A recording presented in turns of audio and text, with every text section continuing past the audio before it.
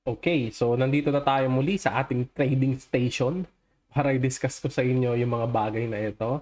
So, paano ba tayo magtatagumpay dito sa trading at hindi na tayo dumanas ng sakit at kirot, no, na lagi nilang tayong matalo.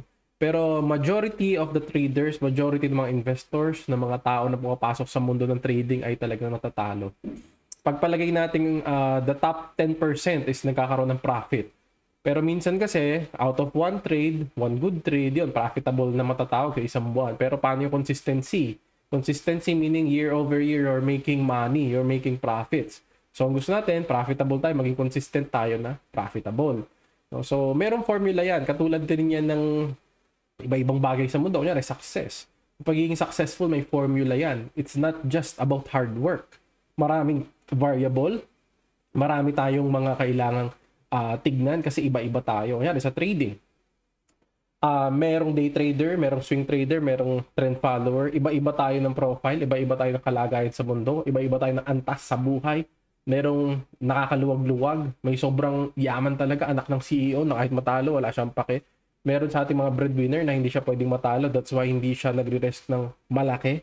So, hindi natin di-discuss kung ano man yung profile nyo, pero merong baseline, merong foundation, meron talagang standard na, kumbaga standard procedure, merong formula baseline na dapat tayong sundan para maging profitable ka rito. At hindi ka na matalo. Never lose money again from trading kahit ano pang profile yung meron ka. So, ang mga bagay na sasabihin ko is opinion ko base sa conclusion, mga natutunan ko sa loob ng more than 8 years ko na nagte-trade. No? I'm trading local stocks sa Pilipinas noon. At ngayon, focused on US equities, ibig sabihin US stocks and futures, indices, and sometimes I'm also trading forex. Pero hindi ako big trader ng forex and crypto, no? Pero itong mga sasabihin ko, pwede yung gamitin sa mga asset classes na yon as long as merong chart, no? Papakita natin yan mamaya. So anyway, yun na nga, this year, yung mga sinimulan nating mga challenges, kasi nag-shift tayo from doing 5K challenge dito sa prop firm, no? Pumunta tayo. So, yung funded next, nung February na ipasa natin, that is a 200,000 account. Dito rin sa funded trader, nung March, na ipasa na natin yan. Nung May, ito yung pinakabago. May, kasi ang kalendary natin ngayon sa akin ay June 2. Nasakto isang buwan pala ito, June 2. So, this is the FTMO na ipasa natin ngayong May. This is the phase 1. So, yung phase 2, ito yung phase 2 ko. Ewan ko nakikita na tayo. This is the phase 2 currently. Meron tayong balance na equity natin is 204,000 US dollars. So, hanggang 210k lang naman yan. Pero ipapakita ko rin sa inyo yung drawdown. Again, hindi ibig sabihin na nakalagay sa title never lose money again is hindi ka na makaka-experience ng drawdown. No, that is normal. Pero what I'm going to share with you is kung paano maging consistent na yung equity curve mo is hindi pa ganyan, hindi pa downtrend. Kundi you will experience drawdowns, pero paangat yan ng paangat. Okay? That is the consistency and profitability. Okay? So, ayan, di-discuss natin today. So, anyway, ito, real account pala. May mga nagtatanong kasi, iba nagsasabi, ay, bakit nag-pro-firm na lang yan? Hindi na nagtitrade ng live account. Sa mga demo account daw yung trade ko. Hindi ako nagtitrade ng demo, guys. So siguro dito sa pro-firm kasi demo yung binibigay nila. Pero for the pro-firm, no? Yung pro-firm siguro mga 1% lang yan ng overall na portfolio ko. Ang live account ko, I am using I'm using Interactive Brokers. Ayan. So sa mga nagtatanong, ano yung broker ko? So majority or yung main account ko is nandito sa Interactive Brokers. Wala yung auto login ko. Pero yung pang day trade ko is TradeZero. I'm still using TradeZero. Pero yun nga, doon kasi natin ginagawa yung 5K challenge natin. Noon, yung 5K to 1 million na ang expectancy natin is parang nandito sa journal din eh. Pero teka, ito muna. So year to date, this is my real account year to date. Hindi yan demo guys. I'm up 374. Nakita nyo naman siguro. Ito. Nakita nyo, baka sasabihin naman, iba, ano yan, demo. Kayo na lang mag-judge. Anyway, balikan nyo na yung mga videos ko, kung yung mga live videos ko. As you can see, excuse me, yung equity curve natin is hindi naman isang diretso eh. What I mean by that is, diba, sinabi ko nga kanina, hindi siya isang diretsong ganyan. You will experience drawdowns, but eventually pataas lahat ng yan. So, konti lang din trades ko this year dun sa main account ko na yan kasi nga, more on rest mode lang ako ngayong taon na to, chill mode. Yun nga. Sa loob ng 8 taon, binuhos ko na lahat to provide content, to teach people how to do it. So, medyo ngayon lang talaga ako humanap ng pahinga para sa sarili ko. And dahil may pamilya na ako, I wanted to enjoy my time with my family. So, my real account is up 300% and or near 400%. Tapos yung challenge port kasi, ayun yung sinimulan kong buhay trader serye. Hindi na natin natuloy kasi. Ito yan kay buhay trader serye. Kung papansin niyo, this is almost 3 months. 3 months of trading using 5K.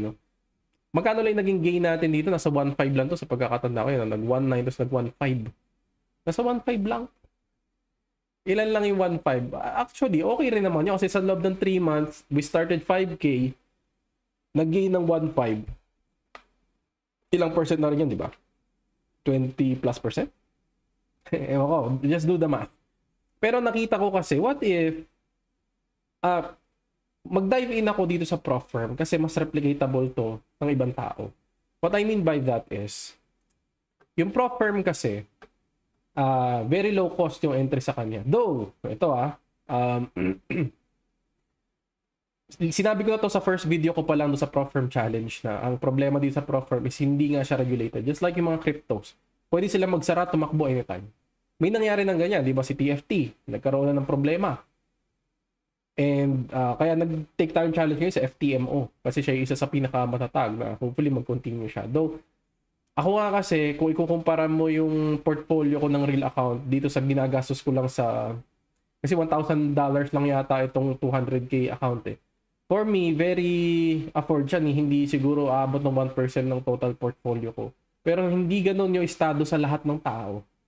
That's why, hindi ko sinasabi na bumili agad kayo ng malaking challenge. Pero mag-practice kayo rito para maintindihan nyo yung correlation or the relationship between your win rates, probability, risk management, and makita nyo yung disiplina. So that is the advantage. So yun nga, yung challenge ng 5K natin, ito yung pinambili natin ng mga previews na prop firm natin na challenges. So ayan, yung update. Now, ang gusto ko i-discuss on how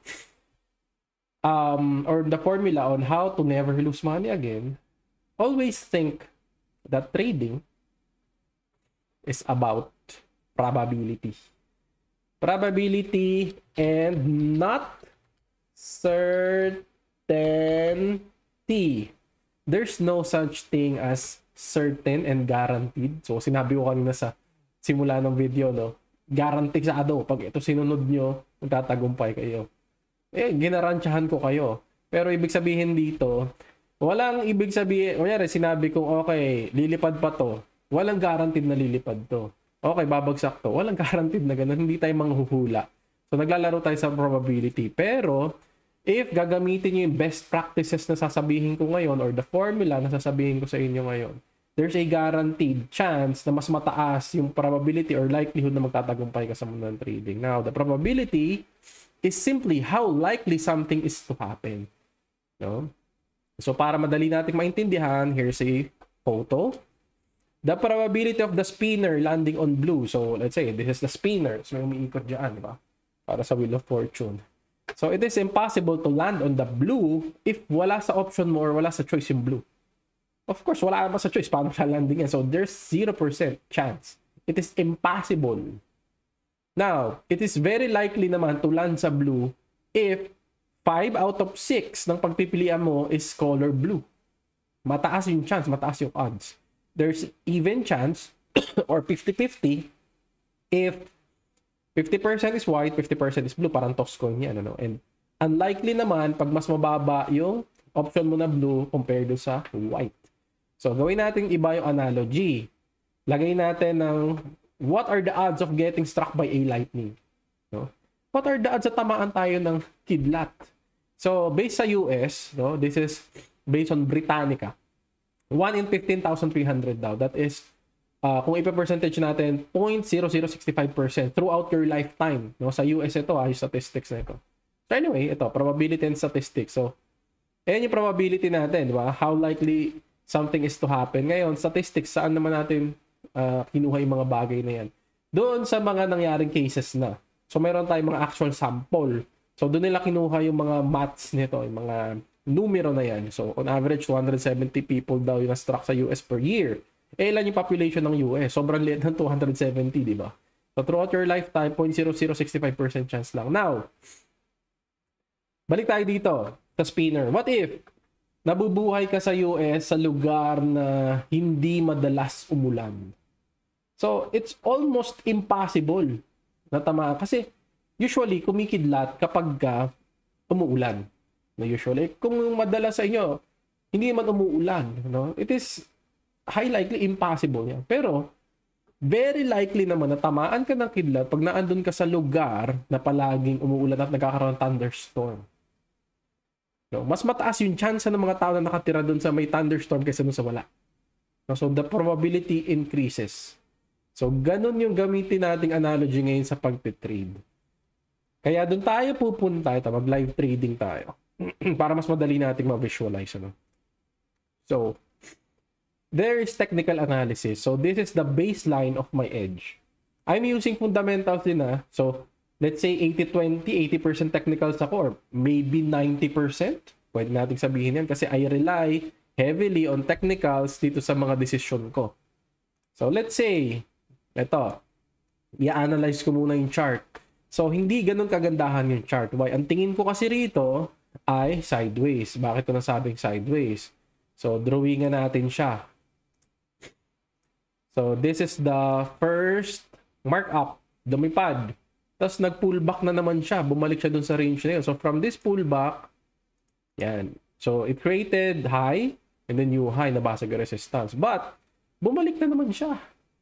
So, usually, hindi ako interested sa mga ganitong chart. Pero dahil ito yung nag-present sa atin, gagawin ko, maghihintay tayo na mag-break siya above this line bago tayo mag-decide to take a long trade, no? Buy.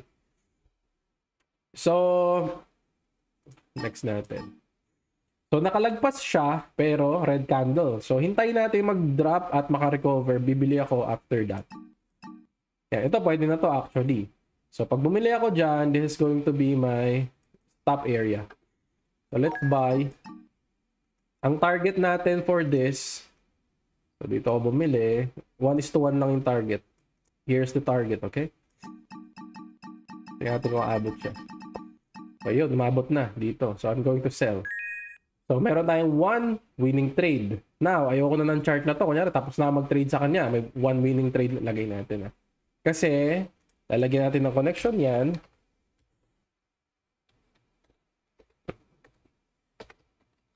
May connection yan later. Kukwentahin natin. Endgame natin. Tapos hanap tayo ng ibang chart.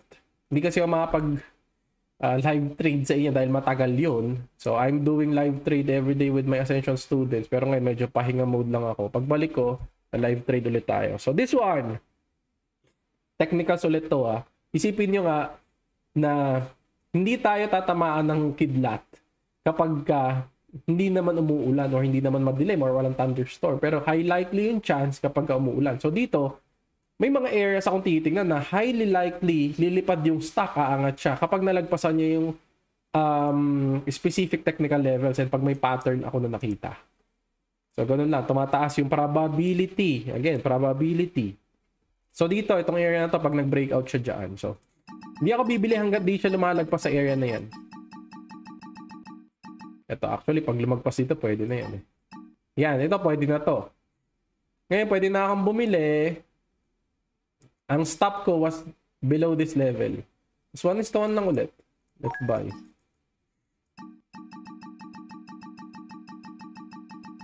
Okay, ang bagal nito gumalaw. Pwede ako mag-tighten ng stop dito. Ibig sabihin, from here, from this stop, mamimitigate ko yung risk, i-move ko siya dito. Okay? Pero let's see. Pag may violent reaction pababa, I'm going to sell. Kasi kailangan itong magbomba na pataas ito above 93 level. Okay, ultimatum na to. Ito, ayoko na yan.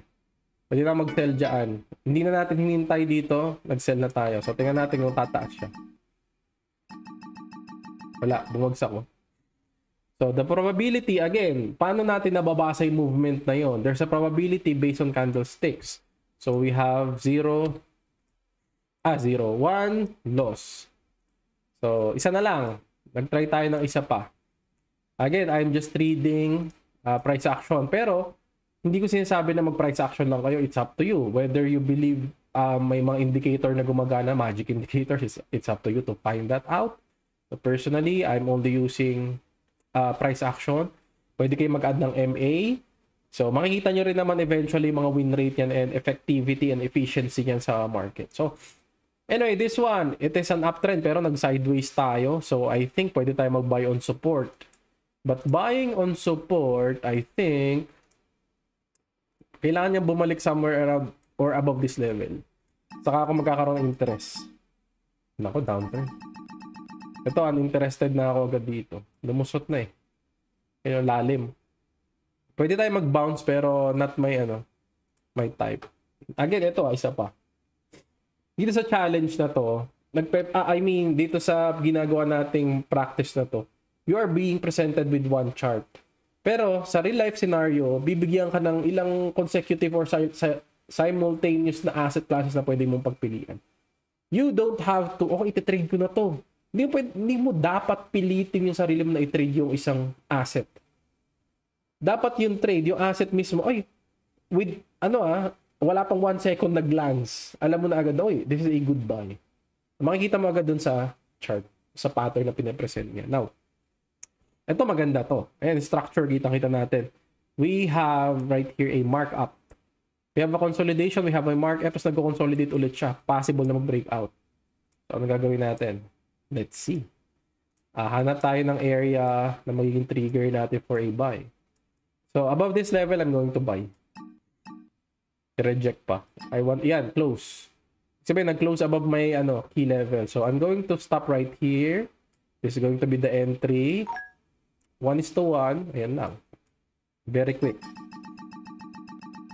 Natin. Okay, ito. Tatamaan na yung stop natin. Sell. Okay. So, we have 2 loss. Okay na siguro yan. 2 loss. Meron tayong 1. As you can see, ito tayo dito. Win rate. So, ang win rate ko rito mababa. Out of 3, ang win rate ko lang dito, 3 trades, 1 lang yung win rate ko. 33% lang. So, out of this example, sa 3 trade na ginawa natin. So, nakalagay dito, directional bias. As you can see, may mga key levels ako na tinitignan na pag lumagpas doon, I think mataas yung probability na magpatuloy siya sa direction na gusto ko. So, I'm predicting the direction. Pero all the time ba, 100% guaranteed ba yun? May certainty? Wala. Probability lang yung ginagamit ko. Let's say, today is sunny day. What are the odds na mamaya uulan? Sobrang init dito sa Pilipinas, maaraw. Mababa yung chance na umulan.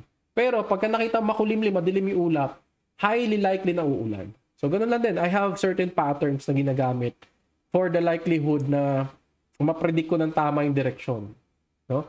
So, ang baba ng win rate ko doon. No? 33%. So, doesn't matter kung ako ay may mababang win rate or mataas na win rate. Pero ito, mababa yung win rate natin dito. Paano mo maso-survive yun, sir? Mababa yung win rate. Ganyan din kasi yung case ko. Kunyari, ganun yung tanong nyo sa sarili. Ganyan yung case ko, mababa win rate ko eh. Paano ba ako mananalo sa trading? Kaya usually, yung mga nagsisimula, ang hinahanap nila yung mga system na may 100% accuracy, 90% accuracy. So, pwede ka naman makakita siguro noon. I'm not sure. So, sa akin kasi, ito yung previous...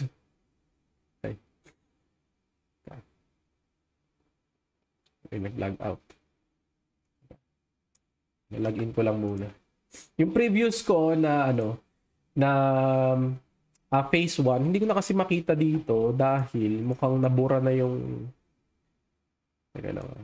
Lagin lang natin yung this is the phase 1 nung challenge na tinake natin. Wala na yung history niya. Ayun, no? Invalid account na siya. So, ito sana yung phase 1. I-discuss ko sana sa inyo kasi very, very smooth sailing. Sa bagay, na-discuss ko na ito nung last video ko. So, tingnan na lang natin dito sa yan, itong metrics natin. So, for the metrics of this one, ang win rate na, as you can see, di ba? Isang diretso lang siya. Lipad lang ng lipad. Ang metrics natin dito, 72% win rate eh. Ang profit factor ko, 7.82. So, ano ba yung profit factor na yan? Kasi may mga connection yung mga bagay na yan. So, the risk management. Ito yung part na na-overlook ng iba. At ito rin yung part kung paano ko masasabi na, let's say, di ba, the likelihood of you getting struck by a lightning was very, very small. Pero what if tinamaan ka ng lightning? What are the odds na makakasurvive ka? Kasi ano yun eh, life-threatening na phenomenon. Tamaan ka ng kidlat. So, yung risk management part naman, ito ay, kung tatamaan ka, what are the odds na mabubuhay ka o mamamatay ka? May risk management yan. So, sa trading, how much you make when you win and how much you lose when you're not. Let's say, yun, yung kanina. Di ba, may mitigation pa tayo na ginawa, nauna tayo dun sa stop natin bago siya tulay bumagsak. Eh, what if nag-hope tayo? Nag-hope tayo, pinalaki pa natin lalo yung loss natin, di ba? Eh kung kanina, let's say nung nanalo ako ng $100. And nung natalo lang ako ng $20. Kasi wala namang position sizing dito sa kanina eh. Ang gusto ko lang i-point out dito was the directional bias, the patterns na ginagamit natin. So, yan papasok tong risk management and the expectancy value. Ito yung nakikita nyo kanina, itong profit factor ko 7.82.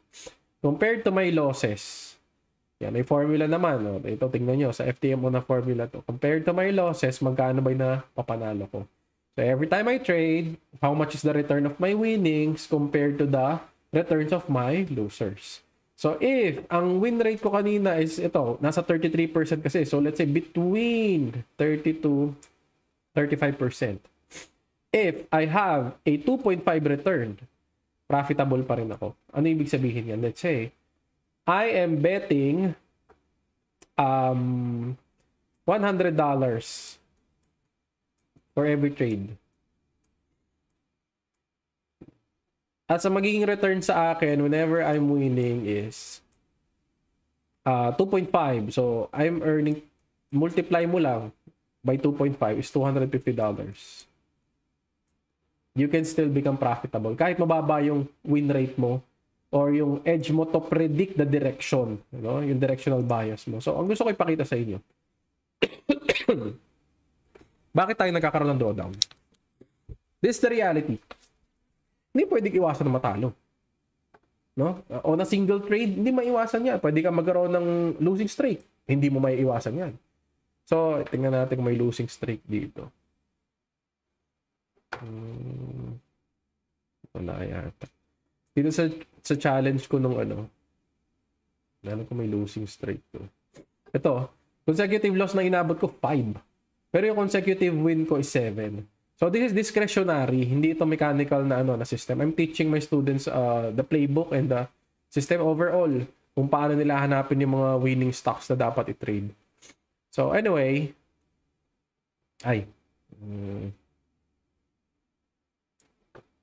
hindi ko pala.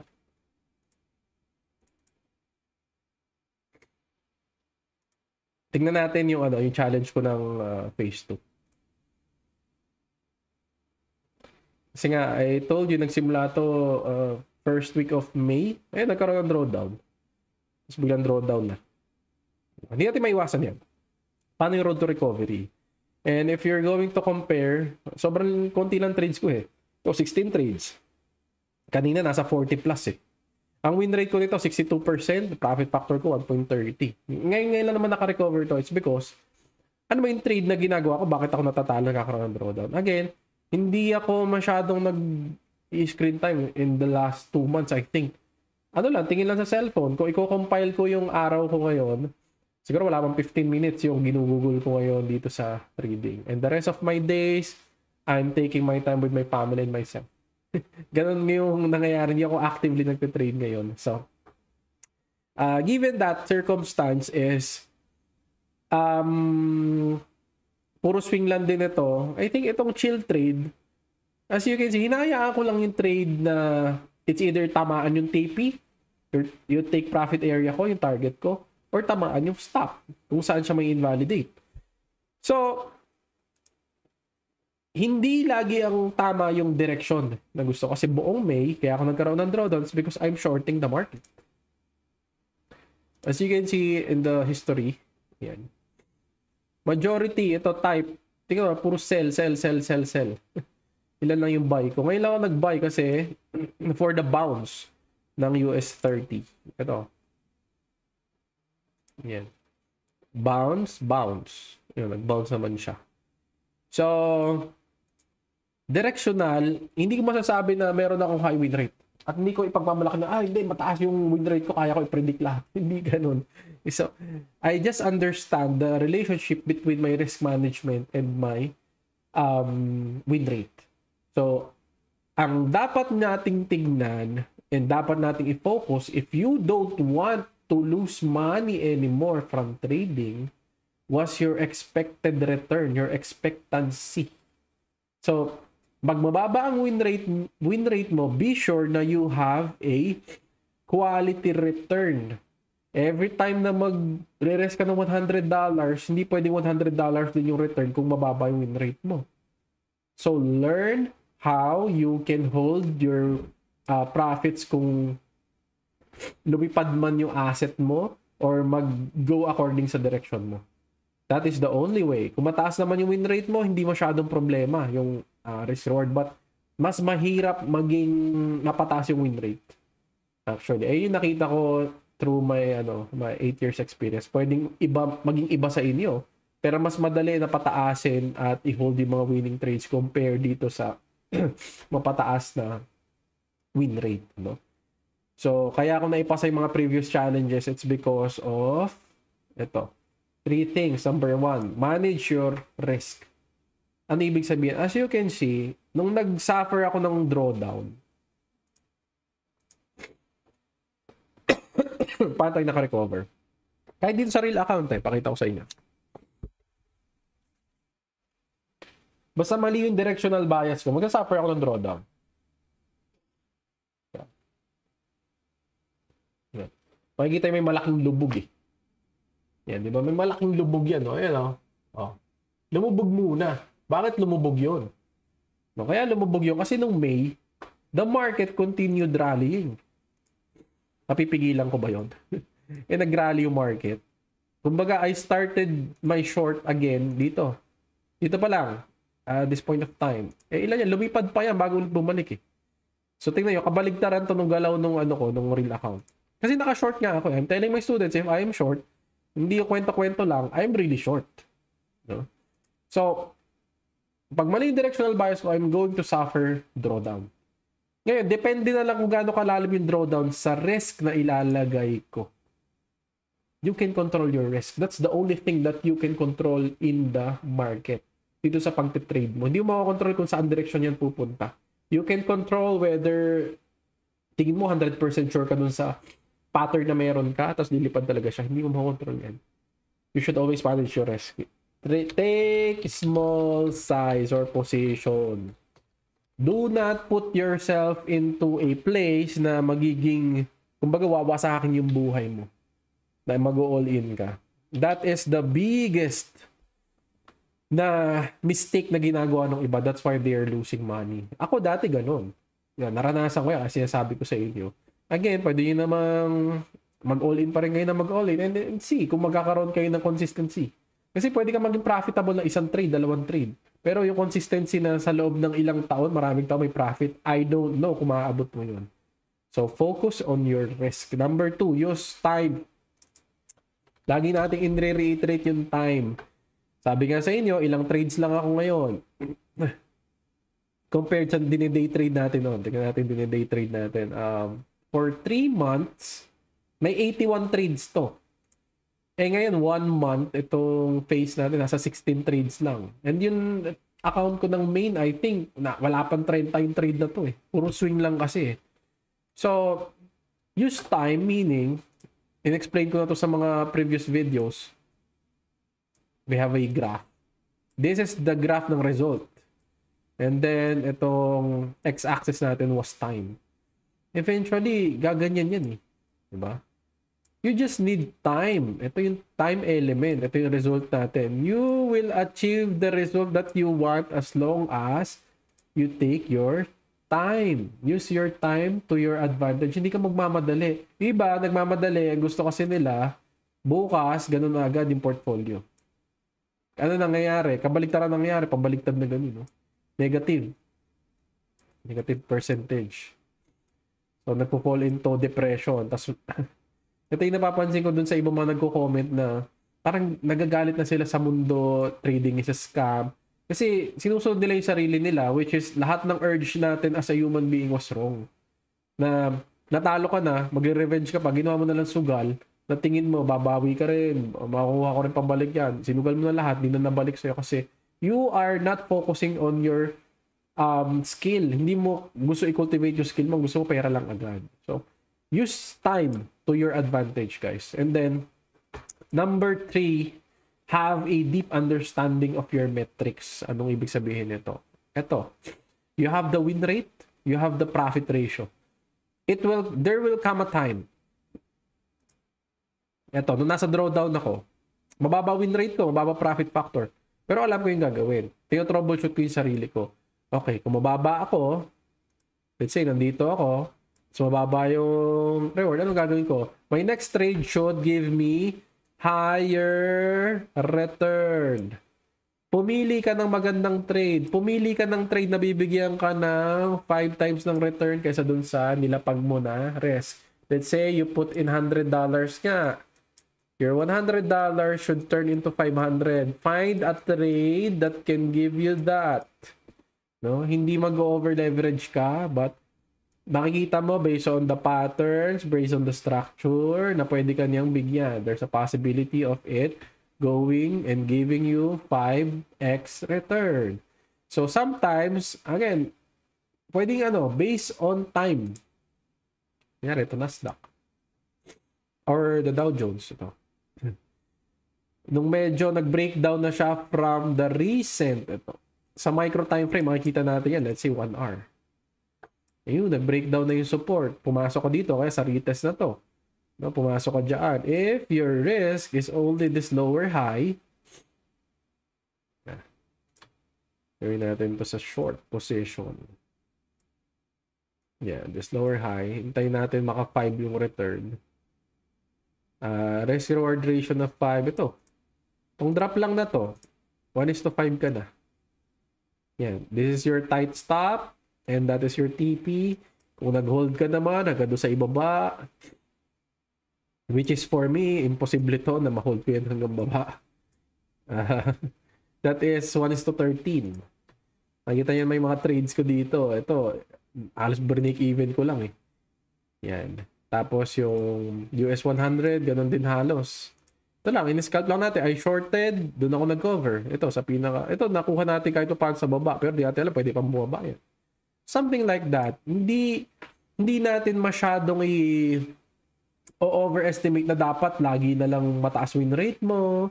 No? That's not the thing about trading. You have to have deep understanding of your metrics kasi you should know how to troubleshoot yourself.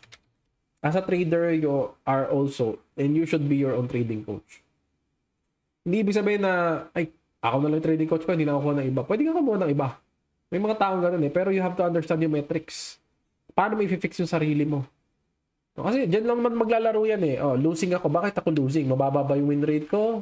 O masyado malaki yung tinake ko na risk? Natalo yung trade? O ano? Saang part ako pwede mag-improve? So, in order for you to continuously improve, you have to understand how to read your metrics.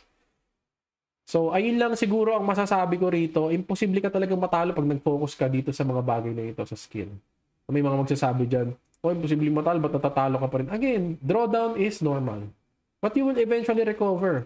Ang goal natin was not like this. Hindi ganyang equity curve. Our goal is Doesn't matter whether you have a losing trade, drawdowns, let's say, ganyan ka dip, eventually you will recover. This is consistency, guys. This is not just one trade. This will give you a lifetime of a skill. So, ang goal kasi ng iba, ganito, there's a story na napakinggan ko. Pero isang matandang babae, pumunta siya sa isang garage sale. Meron siya nakita doon na table. So, yung table was only $30 in offer. So, tinawaran niya kasi meron lang daw siya sa bulsa mas $25. So, $25, okay. Pumayag agad yung may-ari, binenta sa kanya. Eventually, nagkaroon ng appraisal yung Sotheby ba yun? Or hindi ko alam kung tama yung pagkakabanggit ko. Sila yung mga nagpapa-auction ng mga luma na gamit. No? So, yung table pala niya, pina-appraise niya sa kaibigan niya kasi tingin niya may something dun sa something unique dun sa table. Iniisip niya, baka pwede niya mabenta ng kahit mga $1,000. So, yung appraiser, sinabi sa kanya na part of history yung table niya. So, it was sold in millions. Ngayon, ilang tao yung pwede mag-replicate ng ganong scenario? Na makakita ka sa isang garage sale ng $25 tapos magawa mong ilang million? No? What I'm telling you is, some people is going to enjoy their whole life na mananalo sila sa isang matinding trade talaga. Let's say, $1,000 mo, magiging $10 million. And then, you're good to go. Good for life. Hindi mo masasabi na, ay, mag-trading skill kasi ako, kaya ganun. Sometimes, you just need to be lucky. Pero kung hindi luck yung inaasahan mo at talagang pure hard work and gusto mo mabuild yung consistency and skill, you focus on these things. These things over time you can build up and you can teach your loved ones. Kahit kaibigan mo, kahit mga anak mo, maipapamana mo yung skill na to.